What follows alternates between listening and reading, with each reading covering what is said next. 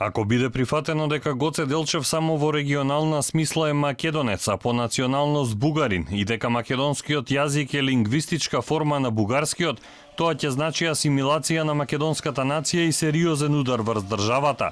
Ваква порака пред присутните пред собранието упати лидерот на ВМРО-ДПМНЕ.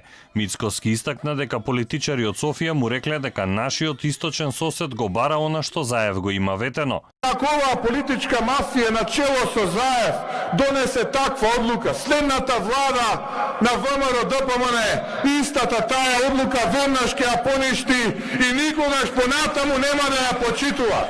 Нека остане кажано и запишано, да не биде потоа не сме кажале и не сме предупредиле. Македонија мора да ги почне преговорите со Европската Унија и ВМРО-ДПМНЕ е формирано за европска иднина. Европа треба да му врати на овој народ, смета опозицијскиот лидер.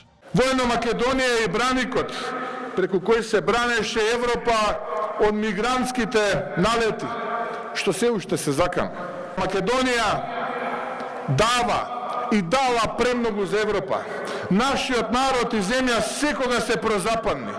Вистинско време е Европа сега и веднаш да му врати новој народ. Магарешката влада на Заев, како што рече Мицкоски, е најнеуспешната изминативе 29 години. Ветуваше дека ќе отвори вратата кон Европската Унија, но ги доведе граѓаните на рапна провалија.